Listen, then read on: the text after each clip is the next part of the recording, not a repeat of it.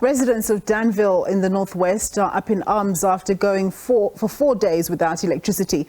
They've blockaded the R503 leading into Mahikeng from Lichtenburg. For more on this, let's cross now to my colleague, SABC News reporter Sentleeng Lehihi. Thank you very much, Sentleeng, for joining us. Well, we see a lot of commotion behind you. Tell us more. Good afternoon to you and our viewers. Indeed, a lot of commotion happening here on the R503 that is just leading into Mahikeng when you're making your way from Lichtenburg. We've seen, residents of Danville make their way out in their numbers to the street, blockading it. This is in their demand for electricity connections to be restored. They say that they went for at least 4 days without electricity.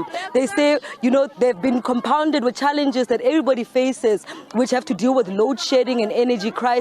But then they are facing another greater problem when electricity in their area was switched off since Friday. So Friday, Saturday, Sunday, till today they've had no electricity. And they saw it fit that they come out, blockade this road so that those who've got the authority will restore the electricity as they have been demanding. They've been singing chants, Eskom is fraud, Eskom is fraud, meaning that Eskom is fraud and cannot be relied on. They're saying that, they've been left to go on without electricity, losing their groceries and their food being, spoiled in the fridge. I'm just going to step out a shot so my colleague Silo can show you, the ball of smoke that is arising from their heads, and they're carrying placards saying, "Course, rag, fraud," They're saying, "No excuse, we want power." But let's get a bit of the sentiments on the ground and speak to those that have been affected, particularly the business owners who are saying 4 days without electricity has been crippling for them.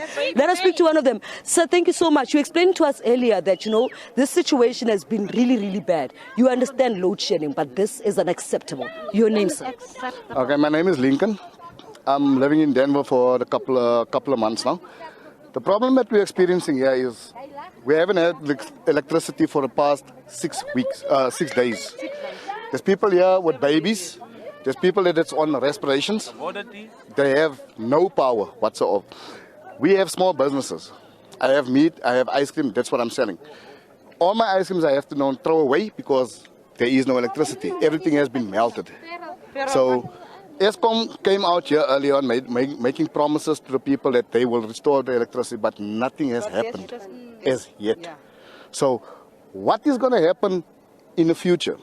I mean, these people standing here, all of them, have babies, they have food in their fridges. This lady had to throw away a whole month's supply of meat. Yeah, me too.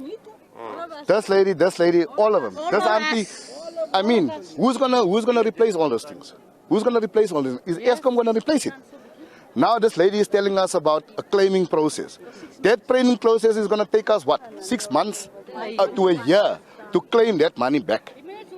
And I mean, that is not gonna happen because Eskom is gonna tell you, listen here, we're not approving your claim. Yeah.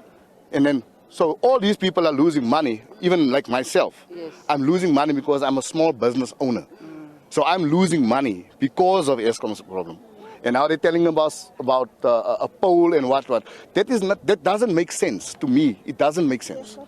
Your frustrations are compounding day by day. You're counting your losses. Eskom says 11 o'clock this evening, you'll have electricity. What do you say? Okay, that is what they said.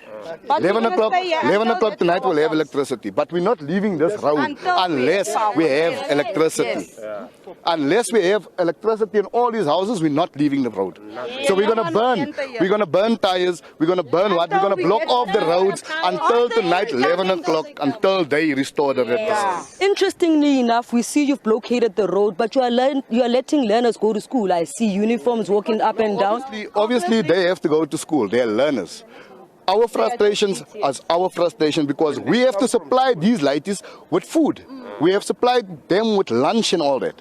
So how are they going to get lunch? Or how are they going to get a plate of food tonight if there's no electricity? How are these people going to cook for their children? Yeah. I mean, they're coming from school now, they're hungry. Yeah. So how are they going to eat because there's no electricity? There's not even bread at the shops like at the moment.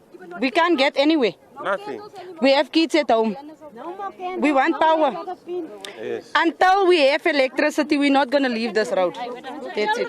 As you heard it, they're saying until they get electricity here in Danville, particularly at the RDPs, they will not move from this R503. They intend to continue burning tires and ensuring that all authorities, including Eskom, heed to their demands. Interestingly enough, they're counting their casualties. They're ensuring that their protest does not spill over to affect school-going children. They've allowed them to continue going to school, but the problem is that what shall the children eat when they return home when all the groceries have been destroyed? So my colleague is showing you the community is technically gathered, everybody's out of their yards, everybody's sitting outside, there's not really much to do, there's no electricity. So most of them are just, basking in the sun and just waiting with the burning tires for some sort of, solution coming from Eskom. Many throwing their arms in the air, describing to us there that there is no power, there is no solution for them.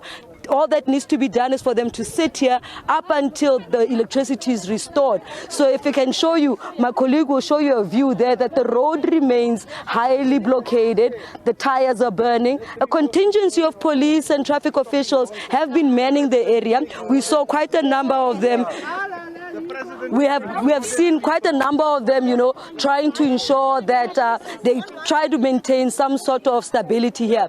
But as we see what has been going on here, we'll continue giving rolling coverage on the developments here. For now, back to you in studio. Thanks very much, my colleague there, Sentleeng Lehihi.